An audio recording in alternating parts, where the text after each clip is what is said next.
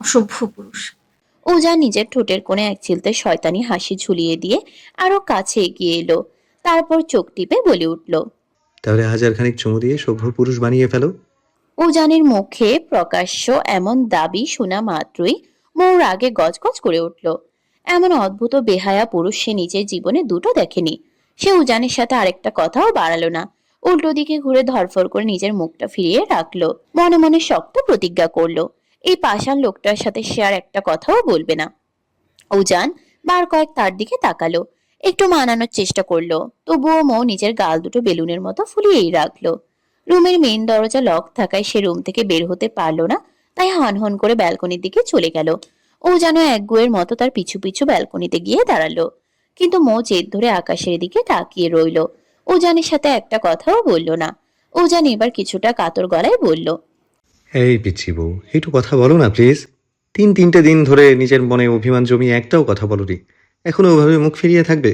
Please talk to me, try to understand. আর কখনো এমন হবে না। এরপর থেকে তুমি যা বলবে এই উজান চৌধুরী ঠিক তাই শুনবে, গড প্রমিস। আমি কোনোদিনই কথা বলবো না আপনার সাথে। আপনি সেদিন কেন আমায় ওভাবে সজোরে থাপ্পড় মেরেছিলেন? হ্যাঁ, আমি কালকেই আব্বুর সাথে চলে যাব। আর কোনোদিনও এই বাড়ি আসবো না আমি। আপনি আপনি খুবই খারাপ, ভীষণ খারাপ একটা মানুষ আপনি। প্লিজ পিচ্ছি, ক্ষমা করে দাও না। ট্রাস্ট মি, নেক্সট টাইম এমন রুড আর কখনো হব না। উজান বেশ অনুনয় করে বলল। মৌ এবার উজানের চোখের দিকে তাকালো। দুজনের মধ্যে কয়েক সেকেন্ডের জন্য নীরব চোখাচোখি হলো। উজানের অপরাধী মুখটা দেখে মৌয়ের মনে হুট করে খানিকটা দুষ্টু বুদ্ধি খেলে গেল। সে ঠোঁটের কোণে হালকা রহস্যময় হাসি ফুটিয়ে বলে উঠল, তাহলে আমাকে পরীক্ষায় পাশ করিয়ে দেবেন? মৌয়ের কথা শোনা মাত্রই উজানের ভেতরে সে করা প্রফেসর রূপটা এক নিমিষেই জেগে উঠল। সে এক ঝটকায় নিজের চোখ বড় বড় করে চেঁচিয়ে ওঠে, শাশুড়ির মেয়ে, সর এখান থেকে। পড়াশোনা চাঙ্গে ফেলে এসেছে পাশ করতে। রসগোল্লা দেবো, বড় বড় রসগোল্লা দেবো খাতায়। মৌ এবার উজানের দিকে এক চরম কটমট দৃষ্টি নিক্ষেপ করলো। ভেবেছিল এই সুযোগে অন্তত উজানের কাছ থেকে প্রশ্ন ফাঁস বা পাশ করার একটা আশ্বাস আদায় করে নেবে। কিন্তু এই লোকটা যাতে মাতাল হলেও তালের বেলায় একেবারে ঠিক আছে। নিজের প্রফেশন নিয়ে বিন্দুমাত্র ছাড় দেবে না। মৌ চরম বিরক্তিতে মুখ বাঁকিয়ে ব্যালকনির অন্য এক কোনায় গিয়ে দাঁড়িয়ে রইল। ও যেন নাছর বান্দা। সে আবারও মৌয়ের পেছনে পেছনে গেল এবং তার আঁচলটা আলতো করে টেনে ধরে কাতর স্বরে মিনতি করলো। এই পিচ্ছি, আবার ওভাবে মুখ ঘুরিয়ে নিলে? একটু কথা বলো আমার সাথে। বলবো না কথা। আগে ভালো মানুষের মতো প্রমিস করুন যে আমার পরীক্ষায় পাশ করিয়ে দেবেন। মৌ জেদ ধরলো, প্লিজ পিচ্ছি, অবুঝ বাচ্চাদের মতো অবাস্তব কথা বলো না। এটা কোনোদিনই পসিবল নয়। তাহলে আমিও আপনার সাথে আর কোনোদিনও কথা বলবো না। একে তো সেই দিন আমাকে ওভাবে জোর করে থাপ্পড় মারলেন, আমি মেঝেতে আছাড় খেয়ে পড়ে গেলাম। আবার এই ছোট্ট একটা কারণে আমার ভাইটা আজ হসপিটালে বেডে ভর্তি। ফুপি কত কান্না করেছে আপনার বিন্দুমাত্র ধারণা আছে সেটার? হ্যাঁ, এতে আমার কি দোষ শুনি? আমি কি আগে থেকে জানতাম নাকি যে ওটা আমার নিজের শালা বাবু? তাছাড়া সে যাই হোক না কেন, ওই বজ্জাত ছেলেটা আমার এই পিচ্ছি বউয়ের সাথে ওভাবে গায়ে ঘেঁষাঘেঁষি কেন করবে? যেখানে আমি নিজে এখনো তোমার এতটা কাছাকাছি যাইনি, সেখানে ওই ছেলে কোন সাহসে ওভাবে যাবে? আমার পিচ্ছি কি ওর বিবাহিত বউ? না তো। তাহলে কেন ও আমার বউকে ওভাবে জড়িয়ে ধরবে শুনি? কেন আমার বউয়ের সাথে ওভাবে হেসে হেসে মিষ্টি করে কথা বলবে?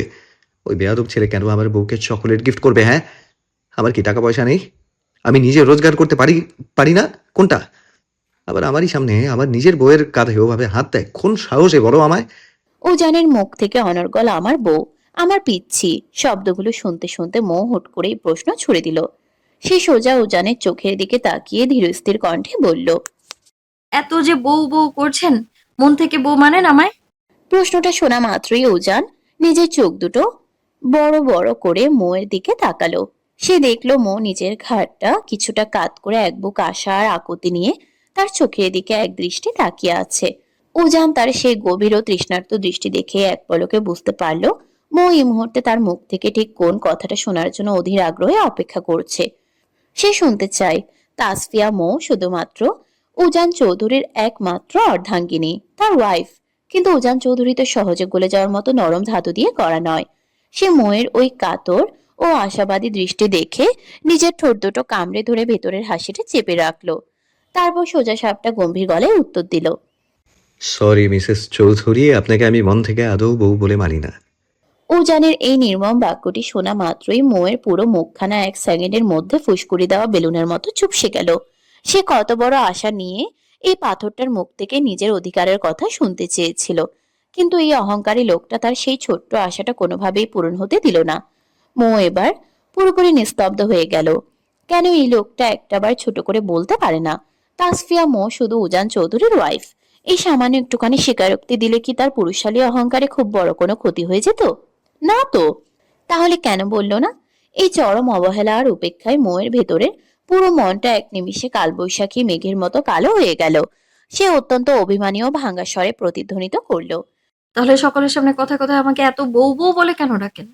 উজা নিজের চোখ দুটো ছোট ছোট করে মোয়ের দিকে তাকিয়ে বেশ দম্ভের সাথে আওড়ালো। আপনি যে আমার আইনত খাতা কলমে বিবাহিত বউ, সেই চিরন্তন সত্যের খাতিরেই তো আমি আপনাকে মিসেস উজান চৌধুরী বলে ডাকি। ও, তার মানে শুধু খাতা কলমের জোর আছে বলি? আচ্ছা, সবার সামনে এত বড় বড় অধিকার দেখালেন আর নিজের বউ বলে দাবি করলেন, মন থেকে তো কিছুই না। মোয়ের গলার সেই বিষাদ মাখা সুরটা উজানকে কেমন যেন ভেতর থেকে নাড়িয়ে দিল। তাই মোয়ের এই আবেগঘন কথাটি এক ঝটকায় এড়িয়ে যাওয়ার জন্য উজান দ্রুত মোয়ের নরম হাতটা নিজের শক্ত মুঠোয় আঁকড়ে ধরল। তারপর নিজের কণ্ঠস্বর কিছুটা দৃঢ় করে গম্ভীর গলায় বলল, পেটে প্রচন্ড খিদে পেয়েছে পিচ্ছি, ফাস্ট চলো। খিদে পেটেই পায়, মাথায় নয়। মো মুখ বাঁকিয়ে কথাটি বলল। উজান তার সেই অভিমানী মুখের দিকে তাকিয়ে মনের ভিতর এক চিলতে মুচকি হাসল। তারপর মোকে আলতো করে বিছানায় বসিয়ে দিয়ে সে নিজে শান্ত পায়ে রুম থেকে বেরিয়ে গেল। কিছুক্ষণ পর সে নিজের হাতে একটি প্লেটে রাতের খাবার নিয়ে রুমে ফিরে এলো। মৌ তখন বিছানায় গুটিসুটি মেরে বসে একমনে উজানের ফোন স্ক্রল করছে। এটা ইদানিং তার একটা মস্ত বড় বদ অভ্যাসে পরিণত হয়েছে। প্রতিদিন রাতে ঘুমানোর আগে উজানের ফোনটা একটু না ঘাটলে তার যেন পেটের ভাতই হজম হয় না। অবশ্য বিগত 3টে দিন অভিমানের কারণে সে এসবের ধারে কাছেও আসেনি। এমনকি উজান নিজেও কখনো এই ফোন ঘাটাঘাটি নিয়ে মুখে একটা কথাও বলে না, বরং মনে মনে বেশ উপভোগই করে। উজান প্লেট হাতে নিয়ে মোয়ের পাশে এসে বসা মাত্রই ততক্ষণে মৌ হুট করে বাঘিনীর মতো উজানের সুস্থ হাতটা সজোরে এক কামড় বসিয়ে দিল। আচমকা এমন পৈশাচিক কাণ্ডে উজান চৌধুরী কিছুটা ঘাবড়ে গেল।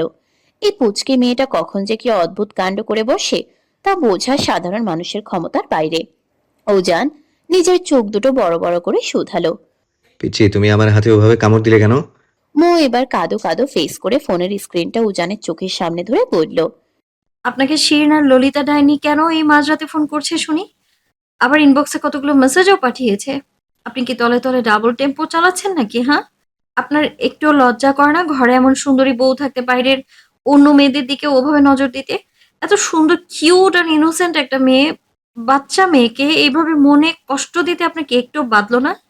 মৌয়ের মুখে এমন তীব্র জেলাসি দেখে উজান এবার নিজের শরীরটা আরো খানিকটা মৌয়ের দিকে ঝুঁকিয়ে আনলো।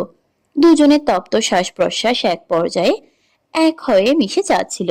ঠিক তখনই উজান তার চোখের দিকে চোখ রেখে ফিসফিসিয়ে আওড়ালো, শুনেন মিসেস চৌধুরী, উজান চৌধুরী আপনাকে নিজের বউ নাই মানতে পারে, তবে তার ক্যারেক্টার কিন্তু এতটা লুজ নয় যে সে নিজের নারী ব্যতীত পৃথিবীর অন্য কোনো নারীর দিকে কোনোদিনও নজর দেবে।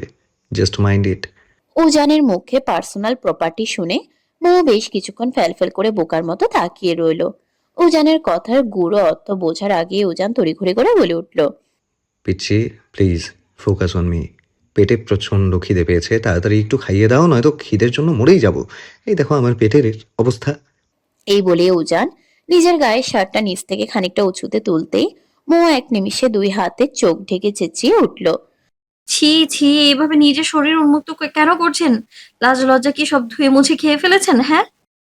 আর আমি কোন দুঃখে আপনাকে নিজের হাত দিয়ে খাইয়ে দিতে যাব? পারবো না আমি আপনাকে খাইয়ে দিতে।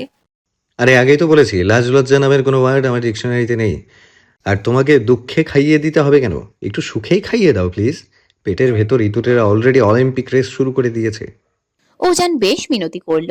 মৌ আবারও মুখ ঘুরিয়ে নিয়ে বলল, পারবো না। আপনার নিজের হাত আছে, নিজের হাত দিয়ে নিজে খেয়ে নিন। হাত ভীষণ ব্যথা করছে গো পিচ্ছি, প্লিজ। তুমি যদি আজ নিজের হাতে খাইয়ে না দাও, তবে এই উজান চৌধুরীকে আজ সারা রাত না খেয়ে উপোস করে থাকতে হবে। আপনি যা ইচ্ছে করুন, তাতে আমার কি? পরীক্ষায় যখন আমাকে একটুখানি পাশ করিয়ে দেওয়ার ক্ষমতা আপনার বা ইচ্ছে হয়নি, তাহলে আমি কেন শুধু শুধু আপনাকে খাইয়ে দিয়ে হেল্প করতে যাব শুনি? মৌ সুযোগ বুঝে কথাটা বলল। উজানকে এক দৃষ্টে ফ্যালফ্যাল করে তাকিয়ে থাকতে দেখে মৌ আর চোখে বেশ কয়েকবার উজানের মুখের অবস্থাটা পর্যবেক্ষণ করলো। তারপর মৃদু স্বরে আলতো করে আওড়ালো। সুযোগ কিন্তু এখনো হাত ছাড়া হয়নি প্রফেসর সাহেব। রাজি কিনা ঝটপট বলুন। থাক, লাগবে না আমার তোমার হাতে খাওয়া। আজ তো একটা বজ্জাত মেয়ে, সামান্য একটুখানি খাইয়ে দেবে তার জন্য নিজের বরের কাছ থেকে এভাবে ব্ল্যাকমেইল করে ঘুষ চায়। উজান কিছুটা অভিমানী সুরে বলল। কথাটা বলেই উজান যখন বিছানায় শুয়ে ঘুমানোর প্রস্তুতি নিতে গেল, মৌ এক ঝটকায় তার হাত ধরে তাকে আটকে দিল। হয়েছে হয়েছে, আর অমন ঢং করতে হবে না। সামান্য একটু A+ করিয়ে দেওয়ার জন্য বলেছি, তা নিয়ে ওনার কত নাটক। লাগবে না আপনার পাস আমার পরীক্ষা হলে। না হয় নতুন কয়েকটা হ্যান্ডসাম বয়ফ্রেন্ড বানিয়ে তাদের খাতা দেখে দেখে পাস করে নেব। তবুও আপনাকে আর কোনোদিনও বলবো না। এবার রাক্ষসের মতো বড় করে হা করুন তো দেখি। এরপর অত্যন্ত পরম যত্ন সহকারে মৌ নিজের হাত দিয়ে উজানকে লোকমা তুলে খাইয়ে দিতে লাগলো। উজান নিজের ভাগের অর্ধেক খাবার খাওয়ার পর বাকি অর্ধেকটা মৌকে খাওয়ানোর জন্য জোর করলো, এবং মৌ কোনো প্রকার দ্বিধাদ্বন্দ্ব ছাড়াই উজানের এটু প্লেটে বাকি খাবারটুকু নিজের মুখে পুরে নিল। বউয়ের ওভাবে খাওয়ার দৃশ্য দেখে উজান নিজের ঠোঁটের কোণে মুচকি হাসলো। সে মুরব্বীদের মুখে বহুবার শুনেছিল, একই প্লেটে স্বামী স্ত্রী একসাথে ভাগ করে খাবার খেলে নাকি তাদের ভেতরের পারস্পরিক ভালোবাসা ও মায়া বহুগুণ বেড়ে যায়। আর উজান চৌধুরী আজ সেই ভালোবাসার গভীরতাটুকু পরীক্ষা করে দেখতে চাইলো। খাওয়া শেষ হতেই উজান বিছানা ছেড়ে উঠে দাঁড়ালো। রাত এখন অনেকটাই গভীর, তবে রুমের ভেতর এসি চলা সত্ত্বেও তার শরীরটা কেমন যেন প্রচন্ড গরমে ঘামছে। গরম জিনিসটা সে একদম সহ্য করতে পারে না। দিন রাত মিলিয়ে কম হলেও 4-5 বার শাওয়ার নেওয়া তার পুরনো অভ্যাস। মৌ বিছানায় বসে নিভু নিভু ও ক্লান্ত দৃষ্টিতে উজানের গতিবিধির দিকে তাকিয়েছিল। হঠাৎই উজান কোনো ভূমিকা না করে সরাসরি মৌয়ের সামনে গিয়ে নিজের গায়ের শার্টের বোতামগুলো এক এক করে খুলতে শুরু করলো। উজানের এমন অপ্রত্যাশিত কাণ্ড দেখে মৌয়ের মাথায় যেন আচমকা মস্ত বড় এক আকাশ ভেঙে পড়ল। সে এক বুক আতঙ্ক আর ভয়ার্ত দৃষ্টিতে তাকিয়ে কাঁপানো গলায় প্রশ্ন করলো। কথাটা শুনে উজান নিজের ঠোঁটের কোণে এক বাঁকা শয়তানি হাসি ঝুলিয়ে নিল। মৌয়ের এই ভয়ার্ত ও নিষ্পাপ মুখের দিকে তাকাতেই আজকাল তার ভেতর কেমন যেন এক অদ্ভুত কৌতুকবোধ কাজ করে। মেয়েটাকে আরেকটু ভয় দেখানোর উদ্দেশ্যে সে নিচের ঠোঁটটা কামড়ে ধরে বলে উঠল। এই রাতের বেলা শার্ট কেন খুলছি বুঝতে পারছো না? মৌ নিজের শুকিয়ে যাওয়া মুখের ভেতর কোনো মতে এক ঢোক গেলে অবশ্যই রইল। একে তো এই লোকটাকে এখন তার মারাত্মক ভয় লাগছে, তার উপর সে শার্টের বোতাম খুলতে খুলতে ক্রমশ তার দিকে এগিয়ে আসছে। মৌয়ের প্রাণ পাখি যেন এই মুহূর্তে খাঁচা ছেড়ে উড়ে যাওয়ার জন্য ছটফট করছে। এমন বিপজ্জনক পরিস্থিতিতে পড়তে হবে জানলে সে নিচে কান্না করে হলেও নিজের শাশুড়ির আঁচল ধরে ওখানেই ঘুমিয়ে পড়তো। কিন্তু এই অবরুদ্ধ রুমে এখন সে কি করবে? সে কিছুই বুঝতে পারল না। পুরুষ মানুষ বউয়ের কাছে কেন এগিয়ে আসে শুনি? কথাটা শেষ করে উজান রসিকতা করে মৌকে এক চোখ টিপ দিল। উজানের ওই চোখের ইশারা বা ফ্ল্যাট করা দেখে মৌয়ের কপালে বিন্দু বিন্দু ঘাম জমে উঠল। তার মাঝেই উজান নিজের গা থেকে শার্টটা পুরোপুরি খুলে এক ঝটকায় তা মৌয়ের মুখের উপর ছুঁড়ে মারলো, এবং তার মুখের খুব কাছাকাছি নিজের চওড়া শরীরটা ঝুঁকিয়ে আনলো। উজানের এমন চরম আক্রমণাত্মক রূপ দেখে মৌ আর নিজেকে সামলাতে পারল না। সে নিজের 2 হাত দিয়ে শক্ত করে নিজের চোখ দুটো বন্ধ করে চিৎকার দিয়ে উঠল। মৌয়ের চিৎকার শোনা মাত্রই উজান নিজের চোখ দুটো বড় বড় করে রেগে তাকালো। ভাগ্যিস তার এই বেডরুমটা পুরোপুরি সাউন্ড প্রুফ, নয়তো এতক্ষণে মেয়ের এই মরণ চিৎকার শুনে বাড়ির ছোট বড় সবাই দরজা ভেঙে ভেতরে চলে আসতো। উজান এক ঝটকায় মৌয়ের মাথার ঠিক পেছন থেকে টাওয়ালটা নিজের হাতে টেনে নিয়ে হুঙ্কার ছাড়লো। চুপ, চুপ করো। মাথায় এমন নোংরা চিন্তা নিয়ে ঘুরে বেড়াও, এক থাপ্পড় দিয়ে মাথার সব আজাইরা চিন্তা বের করে ফেলবো। আমি জাস্ট টাওয়েল নিতে এসেছি, আর ইনি কি সব ভেবে বসে আছেন। ছি, অশ্লীল মেয়ে। মৌ এক মুহূর্তের জন্য পুরো থমথমে খেয়ে গেল। মানলো সে একটু মাঝে মধ্যে এক কাঠি বেশি বোঝে, তাই বলে নিজের ঘরের বউকে এভাবে কথা শোনাবে? এই পাষাণ লোকটার বুকে কি এইটুকু মেয়ের জন্য একটুও মায়া দয়া নেই? এর মাঝে উজান নিজের স্বভাব সুলভ ধূপধাপ পা ফেলে শাওয়ার নিতে চলে গেল। উজান বাথরুমে ঢোকা মাত্রই মৌ সুযোগ বুঝে টুকুস করে এক প্রকার পালিয়ে রুম থেকে বেরিয়ে গেল। সে নিজের ছোট ছোট পা ফেলে করিডোর দিয়ে হেঁটে সোজা তুবা আর আরিয়ানের রুমের সামনে গিয়ে দাঁড়ালো, এবং দরজায় টোকা দিয়ে মৃদু ডাক দিল। এদিকে আরিয়ান অনেক কাঠখড় পুড়িয়ে কতগুলো মিষ্টি কথা বলে মাত্রই তুবার রাগ ভাঙিয়ে তার একটু কাছাকাছি এসেছিল। ঠিক অমনি বাহির থেকে মৌয়ের সেই চেনা কণ্ঠের ডাক শুনে সে এক বুক বিরক্তি নিয়ে দরজার দিকে তাকালো। বাইরে থেকে আরো বেশ কয়েকবার ডাক পড়তেই আরিয়ানের ঠোঁটের কোণে সে রোমান্টিক হাসি এক নিমিষেই উধাও হয়ে গেল। সে খুব ভালো করেই বুঝতে পেরেছে এই গভীর রাতে মৌ কেন উজানের রুম ছেড়ে এখানে হানা দিয়েছে।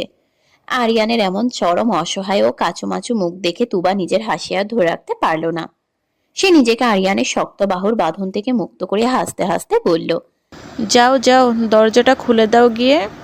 আরিয়ানের মুখ মুহূর্তের মধ্যেই ফুসকুড়ি দেওয়া বেলুনের মতো চুপসে গেল।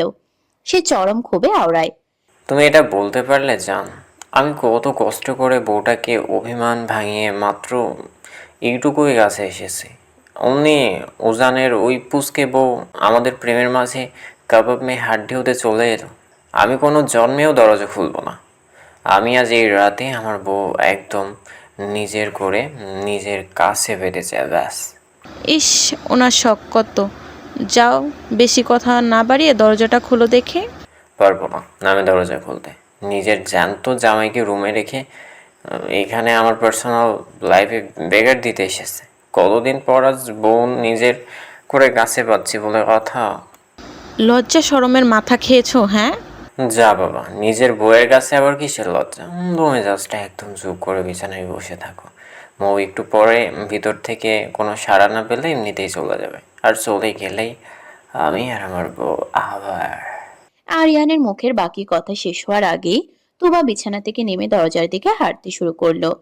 তা দেখে আরিয়ান বিছানার উপর থেকেই চেঁচিয়ে উঠল, এই বউ, না প্লিজ এমনটা করো না। কিন্তু তুবা তার কোনো কথাই শুনল না। সে দ্রুত গিয়ে রুমের মেইন দরজাটা খুলে দিল, আর সাথে সাথে মো এক ঝটকায় ঝড়ের বেগে রুমের ভেতরে ঢুকে পড়ল। সে এসেই তোবাকে আষ্টে পিষ্টে দুই হাতে শক্ত করে জড়িয়ে ধরে হাঁপাতে হাঁপাতে বলে উঠল, আমার সুইট মিষ্টি ভাবি, আমি আজ তোমার সাথে ঘুমাবো একটু। তুমি আমাকে তোমার পাশে ঘুমোতে দেবে তো? দেখি হাঁপাচ্ছ কেন, আগে রিল্যাক্স হও তো। না না ভাবি, আমি একদম ঠিক আছি।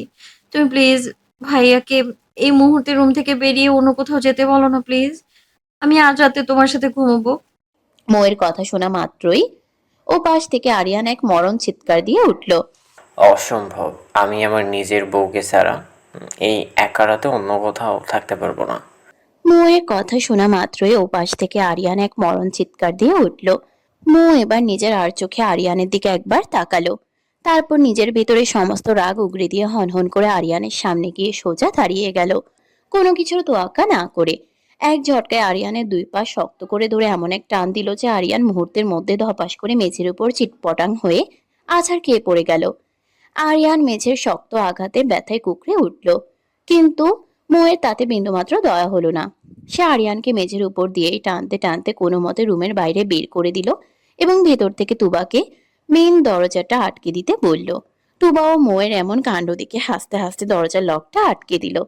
মো দরজার লক লাগাতেই আবারও তুবাকে শক্ত করে জড়িয়ে ধরে আদুরে গলায় বলে, এদিকে দরজার ওপাশে করিডোরের মেঝেতে বসে আরিয়ান নিজের কপাল চাপড়ে চরম আহাজারি শুরু করে দিল।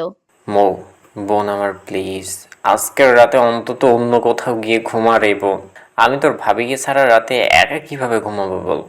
এই বেরি অন্তত আমার বউটাকে তো আমার কাছে ফিরিয়ে দেয়।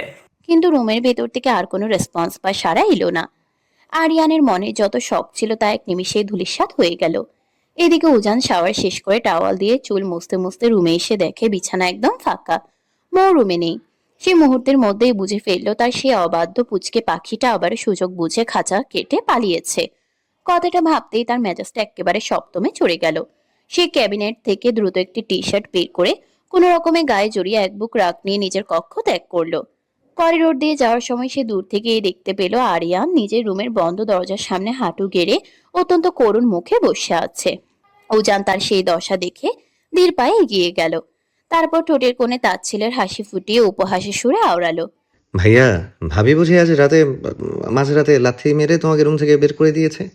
উজানের অমন রসাত্মক কথা শোনা মাত্রই আরিয়ান এক ঝটকায় সোজা হয়ে দাঁড়িয়ে উজানের পিঠের উপর সজোরে এক কিল বসিয়ে দিল আর দাঁত কিরমির করে বলে উঠে, চুপ করি তোর ছেলে। আমার বউ বড্ড ভালো, সে অন্তত তোর মতো নয়। তুই কোনো পুরুষ মানুষ রে, যে নিজের ঘরের এইটুকু একটা বউকে নিজের কাছে আটকে রাখতে পারিস না। বউকে যে না একটু রোমান্স করার জন্য কাছে পেলাম, অমনি তোর ওই ডাকাত বউ এসে আমার সব শখ চাঙ্গে তুলে দিল। এখন আমি এই রাতে বউকে ছাড়া কিভাবে একা একা থাকবো বল। উজানের জোড়াভ্রু এবার কুঁচকে গেল। সে অবাক হয়ে জিজ্ঞেস করলো, তার মানে আমার পিচ্ছি বউটা এখন তোমার রুমে? হ্যাঁ রে ভাই, তাড়াতাড়ি তোর ওই আপদ বউকে নিজের কাঁধে তুলে নিয়ে যা এখান থেকে, আমাকে বাঁচা। আরিয়ান অনুরোধ করলো।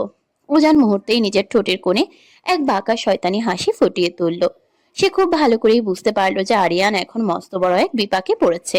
সে সুযোগ বুঝে বলে ওঠে, বউ আমি এখনই নিজের দায়িত্বে নিয়ে যেতে পারি ভাইয়া, তবে তার জন্য আমি কি পাবো শুনি? হোয়াট? তোর নিজের বউ তুই নিজের রুমে নিয়ে যাবি, তা তো আমাকে তোকে ঘুষ দিতে হবে? ওকে, তাহলে দিতে হবে না, আমি চললাম ঘুমাতে। তুমি এখানেই দরজার বাইরে বসে রাত কাটাও। উজান উল্টো ঘুরে চলে যাওয়ার জন্য পা বাড়ালো। উজানকে চলে যেতে দেখে আরিয়ান তড়িঘড়ি করে তার হাতটা টেনে ধরলো এবং চরম আকুতি করে বলল, ভাই প্লিজ, তোর দুইটা পায়ে পড়ি, তোর বউকে নিয়ে গিয়ে আমার কি এই যাত্রায় রক্ষা কর। বল তোর কি কি ঠিক কি চাই? বেশি কিছু না, জাস্ট আগামী 1 মাসের আমার শপিংয়ের খরচ। হোয়াট? তুই 1 মাস ধরে শপিং করলে তো আমাকে আগামী মাসে রাস্তায় ওই রাস্তার মোড়ে বাটি নিয়ে ভিক্ষা করতে হবে, বসতে হবে। হ্যাঁ ভাই প্লিজ, একটু কম সময় চা। ও নো, কোনো কম হবে না। ভাই বোঝার চেষ্টা কর। আচ্ছা যা, আগামী একদিন তুই যত খুশি শপিং করবি, তার পুরো টাকা আমি নিজের পকেট থেকে দিব। এবার হবে তো? ওকে ডান, তবে কন্ডিশন হচ্ছে আমার ওই পিচ্ছি বউয়ের শপিংয়ের খরচটাও কিন্তু তোমাকেই দিতে হবে। আরিয়ান এবার নিজের অজান্তেই বড্ড কঠিন এক ফাঁদে পড়ে গেল। এখন হ্যাঁ বললেও পকেট ফাঁকা, আর না বললে আজ রাতে বউ ছাড়া থাকতে হবে। তবুও কোনো উপায় না পেয়ে সে নিজের চোখ বন্ধ করে বলে উঠল, ওকে বাবার, ডান। এইবার তোর বউকে সরা। এরপর উজান দরজার সামনে দাঁড়িয়ে বেশ কয়েকবার কড়া গলায় মুখে ডাক দিল, কিন্তু ভেতর থেকে কোনো রেসপন্স বা সাড়া এলো না। ঠিক তখনই কাকতালীয় ভাবে উজানের ফোনের স্ক্রিনে শিরিনের নামটা ভেসে উঠল। মুহূর্তের মধ্যে উজানের ঠোঁটের কোণে এক অদ্ভুত ও কুটিল হাসি খেলে গেল। সে দরজার দিকে মুখ উঁচিয়ে চেঁচিয়ে আওড়ালো, রুম থেকে কোনো সাড়া দেবে না তাই তো পিচ্ছি? ঠিক আছে, কোনো প্রবলেম নেই। তোমার ওই শিরিন ডাইনি কিন্তু এইমাত্র আমাকে ভিডিও কল দিচ্ছে। তুমি যদি এখন নিজের ভালোই ভালো দরজা খুলে আমার কাছে না আসো, তবে আমি কিন্তু এই গভীর রাতে শিরিনের সাথে ভিডিও কলে। উজানের মুখের বাকি কথা শেষ হওয়ার সুযোগ পেল না। তার আগে খট করে রুমের দরজা খুলে গেল এবং মো এক ঝটকায় রুম থেকে বেরিয়ে এসে তড়িঘড়ি করে উজানকে আষ্টে পিষ্টে জড়িয়ে ধরল। বউয়ের এমন তীব্র জেলাসি আর পাগলামি দেখে উজান নিজের মনে মনে মুচকি হাসল। সে মুহূর্তের মধ্যে আর কোনো কথা না বাড়িয়ে মৌকে একটানে নিজের পাজাকোলা করে কোলে তুলে নিল। সে মৌকে কোলে নিয়ে নিজের রুমের দিকে হেঁটে যেতে যেতে আরিয়ানের দিকে তাকিয়ে এক চোখ টিপল। থ্যাঙ্কস ভাইয়া, এবার তুমি তোমার অসমাপ্ত রোমান্স কন্টিনিউ করতে পারো। বাই দ্য ওয়ে পিচ্ছি, এই যে মাঝরাতে তুমি আমাকে এত কষ্ট দিলে, এর পানিশমেন্ট হিসেবে আজ সারা রাত আমি জেগে জেগে অনলি শিরিন আর ললিতার সাথেই ফোনে প্রেম করব। হ্যাঁ, উনি বললেই যেন হলো, আমার দুলহা অনলি আমার। আপনি আজ রাতে শুধু আমার সাথেই কথা বলবেন, দুনিয়ার আর কোনো ডাইনির সাথে নয়, বলে দিলাম। ওজান মৌকে নিজের রুমে নিয়ে এসে ধীর পায়ে বিছানায় বসিয়ে দিল এবং দ্রুত গিয়ে রুমের দরজাটা লক করে দিল। তারপর মুচকি হাসতে হাসতে ধীর পায়ে মৌয়ের দিকে এগিয়ে গেল। সে বিছানায় নিজের গায়ে এলিয়ে দেওয়া মাত্রই আবারও উজানের ফোনে শিরিনের নম্বর থেকে রিংটন বেজে উঠল। ঘন ঘন শিরিনের ফোন আসতে দেখে মৌ এবার নিজের ভেতরের সমস্ত ধৈর্য হারিয়ে ফেলল। সে এক প্রকার হিংস্র বাঘিনীর মতো বিদ্যুৎ গতিতে উজানের হাত থেকে ফোনটা কেড়ে নিল এবং কোনো কিছুর পরোয়া না করে ফোনটা সোজা মেঝের উপর সজোরে আছাড় মেরে ছুঁড়ে ফেলল। ফোনটা এক পলকে চূর্ণ বিচূর্ণ হয়ে গেল। তারপর সে তীব্র গতিতে উজানের চওড়া বুকের উপর নিজের শরীরের সমস্ত ভর ছেড়ে দিয়ে তার গলাটা 2 হাতে শক্ত করে জড়িয়ে ধরল। সে নিজের লাল হয়ে যাওয়া চোখ দুটো তুলে উজানের চোখের দিকে চেয়ে চরম শাসানির গলায় শুধালো, আমাকে আর বেশি রাগাবেন না বলে দিচ্ছি, হয়তো সত্যি সত্যি কোনো একদিন আপনাকে আমি নিজের হাতে কোরবানি দিয়ে দেব। এই মাথায় ভালো করে ঢুকিয়ে রাখুন, professor Ujan Chowdhury. Only and only এই তাসফিয়া মৌয়ের। তাসফিয়া মৌ নিজের জীবনে সবকিছু ভাগ করতে পারলেও নিজের স্বামীকে অন্য কোনো ডাইনির সাথে কোনোদিনও শেয়ার করবে না। জাস্ট মাইন্ড ইট। কথাটি শেষ করে মৌ নিজের সমস্ত অভিমান আর ক্লান্তি ভুলে উজানের সেই চড়া বুকের মাঝে নিজের মাথাটা পরম শান্তিতে ঠেকিয়ে দিল। উজানের বুকের চেনা সুবাসে সে এতটাই বিভোর হয়ে পড়েছিল যে বিগত 3 দিনের অপলক ক্লান্তিতে মৌ 1 মিনিটের মাথায় ওভাবেই উজানের বুকে মাথা রেখে ঘুমের ঘোরে পাড়ি জমালো। বউয়ের এমন তীব্র অধিকার বোধ আর পাগলামি দেখে উজান নিজের ঠোঁটের কোণে এক প্রশান্তির মুচকি হাসি ফুটিয়ে তুলল। সে নিজের সুস্থ হাতটি দিয়ে অত্যন্ত গভীর মায়ায় মৌয়ের মাথার সিল্কি চুলে আলতো করে বিলি কেটে দিতে দিতে মৃদু স্বরে আওড়ালো, আমার এই ছোট্ট অগ্নিকন্যাকে রাগলেও দেখতে বড্ড বেশি সুইট লাগে। ইস, কত কিউট আমার বাচ্চাদের কিউট মাম্মা। বউয়ের স্নিগ্ধ নরম আলো চোখের উপর আশ্রে পড়তেই মুহূর্তের মধ্যে চোখ মুখ কুঁচকে নিল মৌ। সে আড়মোড়া ভেঙে অন্য পাশে মুখ ফিরিয়ে ঘুমালো, কিন্তু সূর্যের আলো তখনও তার চোখের উপর আঁচড় কাটছে। বেলা কতটা হয়েছে তার কোনো ধারণা নেই, তবে এখন বিছানা ছাড়ার বিন্দুমাত্র ইচ্ছে নেই তার। ঘুম তার বরাবরই খুব প্রিয়। হঠাৎ চিরচেনা সে পারফিউমের মিষ্টি ঘ্রাণ নাকে এসে লাগলো। ঠিক তখনই আপনা আপনি মোয়ের ঠোঁটের কোণে হাসি ফুটে উঠল।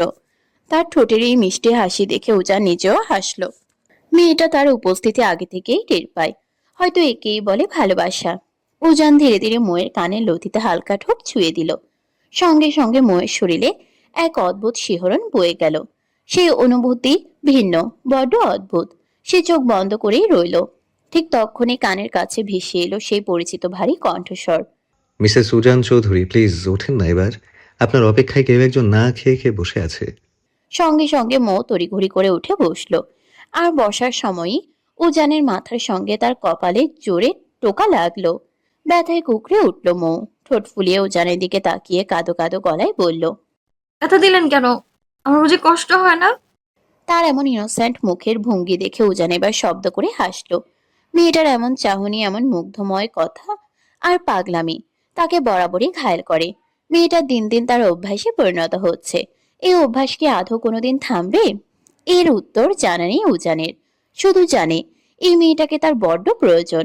হঠাৎ উজানের কণ্ঠ প্রতিধ্বনিত হলো। এইটুকু ব্যথা সহ্য করতে পারেন না, তাহলে ভবিষ্যতে আমার দেওয়া ব্যথাগুলো কিভাবে সহ্য করবেন শুনি? উজানের এই কথার আগা গোড়া কিছুই বুঝতে পারল না মৌ। তাই ফ্যাল করে তাকিয়ে রইল কিছুক্ষণ। তারপর নীরবতা ভেঙে বলে। আপনি কেন আমায় ব্যথা দেবেন? আপনি না বলেন আমার কষ্ট আপনার সহ্য হয় না, তাহলে আপনি কেন আমায় কষ্ট দেবেন? তার এই অবুঝ প্রশ্নে উজান কি বলবে ভেবে পায় না। মেয়েটা কেন এত অবুঝ? এই অবুঝপনাই তো তাদের মাঝখানে অদৃশ্য এক দূরত্ব তৈরি করে রেখেছে। উজান দীর্ঘশ্বাস ফেলে বিড়বিড় করলো। বুঝতে পারছি, আমার মিসেসের মধ্যে এখনো ম্যাচুরিটি আসেনি। মাবুদ জানে আর কত অপেক্ষা করতে হবে আমাকে। মাবুদ, এবার আমার মিসেসকে সঠিক বুদ্ধি দাও। কিছু বললেন? হুম, কিছু না। চলেন এবার ব্রেকফাস্ট করে কলেজে যেতে হবে। দুদিন পর পরীক্ষা, অথচ আপনার সিলেবাস নিয়ে কোনো ভ্রুক্ষেপই নেই। লোকে যদি শোনে প্রফেসর উজান চৌধুরীর ওয়াইফ ফেলটু, তখন আমার মান সম্মান থাকবে? একটু তো পড়াশোনা করুন ম্যাডাম, অন্তত পাস নম্বর তো তুলবেন। মৌ তবুও কিছুক্ষণ বোকার মতো তাকিয়ে রইল। তা দেখে উজান ধমক দিতে এসে তড়িঘড়ি করে ফ্রেশ হতে চলে গেল। প্রায় মিনিট 20 পর মৌ শাওয়ার নিয়ে বেরিয়ে এলো। তাকে এভাবে ঝটপট শাওয়ার নিয়ে বের হতে দেখে উজান খানিকটা অবাক হলো। কারণ মেয়েটার কাছে শাওয়ার নেওয়া মানেই চরম বিরক্তি। আজ না বলতেই সে নিজে থেকে শাওয়ার নিয়ে এসেছে। মৌ কলেজ ড্রেস পরেই বের হলো। ভেজা চুলগুলো নিয়ে উজানের সামনে দাঁড়িয়ে গেল সে। উজান তৃপ্তির হাসি হেসে মৌয়ের চুলগুলো হেয়ার ড্রায়ার দিয়ে শুকিয়ে দিতে দিতে বিড়বিড় করে। তার কথায় মৌ লজ্জায় কুঁকড়ে গেল। সেই লজ্জারাঙা মুখের দিকে তাকিয়ে উজানের ঠোঁটের কোণেও এক চিলতে হাসি ফুটে উঠল। চুল বাঁধা শেষ হলে উজান নিজের ব্যাগ নিয়ে রুম থেকে বেরিয়ে গেল। আর মৌ তার আগে আগে হাঁটতে লাগলো। হঠাৎ মৌ 2 কদম এগিয়ে গিয়ে আবার পিছিয়ে এলো। উজানের মুখোমুখি দাঁড়িয়ে চোখ রাঙালো। এই যে ওয়েট, আপনি কাল রাতে কোথায় গিয়েছিলেন? রাতে ঘুম ভাঙার পর আপনাকে খুঁজে পেলাম না যে। আর ওয়াশরুমের ভেতর শার্টের উপর রক্তের দাগ কেন ছিল, হ্যাঁ? মৌয়ের প্রশ্নে উজান ভ্যাবাচেকা খেয়ে গেল। মেয়েটার রাতে জেগেছিল অথচ সে টেরই পায়নি। আর ওয়াশরুমের ভেতর রক্তমাখা শার্টটি ফেলে দেওয়ার কথা ভুলে গিয়েছিল সে। এখন এই প্রশ্নের উত্তর কি দেবে? সে বড় বড় শ্বাস ফেলে নিজেকে স্বাভাবিক করার চেষ্টা করলো। মৌ মুখ ঘুরিয়ে সিঁড়ি বেয়ে নিচে নামতে শুরু করলো। ব্রেকফাস্ট শেষ করে দুজনেই কলেজের উদ্দেশ্যে রওনা দিল। উজানের বাইকে বসে তাকে পেছন থেকে আষ্টে পিষ্টে জড়িয়ে রাখলো মৌ। কলেজ গেট থেকে কিছুটা দূরে নেমে সে অন্য পাশে গিয়ে দাঁড়ালো। মৌ কলেজে প্রবেশের কিছুক্ষণ পর উজানও প্রবেশ করলো। অন্যদিকে মিহির গুটি গুটি পায়ে কলেজের দিকে এগিয়ে যাচ্ছে। আজ অনেকদিন পর কলেজে পা রাখা হচ্ছে তার। 2 দিন পর পরীক্ষা, সেই নিয়ে তার দুশ্চিন্তার অন্ত নেই। এর মাঝেই হঠাৎ কারো শক্ত বুকের সাথে সজোরে ধাক্কা খেল সে। এত তাড়াহুড়োই ছিল যে সামনে কে আছে খেয়ালই করেনি। 2 দিন পর পরীক্ষা, সেই নিয়ে তার দুশ্চিন্তার অন্ত নেই। এর মাঝে হঠাৎ কারো শক্ত বুকের সাথে সজোরে ধাক্কা খেল সে। এত তাড়াহুড়োই ছিল যে সামনে কে আছে খেয়ালই করেনি। ভীতু মুখে সামনের লোকটির দিকে তাকাতেই সে চমকে উঠল। সামনে বিধ্বস্ত অবস্থায় ইফাত দাঁড়িয়ে আছে। মানুষটার মধ্যে আকাশ পাতাল তফাত হয়ে গেছে। সে আগে সৌন্দর্য আর নেই। ঠোঁট দুটো কালো কুচকুচে হয়ে আছে। মেহেরের আর বুঝতে বাকি রইল না কেন তার এমন অবস্থা। তার মুখের দিকে তাকিয়েই মেহেরের বুক কেঁপে উঠল। একটা ছেলে যে সামান্য মেয়ের জন্য নিজের এমন বেহাল দশা করতে পারে তা তার ধারণাতেও ছিল না। ইচ্ছে করছিল পাশ কাটিয়ে চলে যেতে, কিন্তু পা যেন নড়ছেই না। হঠাৎই ইফাত তার হাত ধরে নিজের হাতের ভাঁজে ঢুকিয়ে সামনের দিকে এগোতে লাগলো। যেখানে তার হাত সরিয়ে দেওয়ার কথা ছিল সেখানে মেহেরের মনে এক অদ্ভুত অনুভূতি হচ্ছে। কেন এমন হচ্ছে তা সে নিজেও জানে না, তবে মনে হচ্ছে বহু বছর পর কোনো আপন মানুষের সন্নিকটে এসেছে সে। ইফাত মেহেরের দিকে তাকিয়ে মৃদুস্বরে আওড়ালো,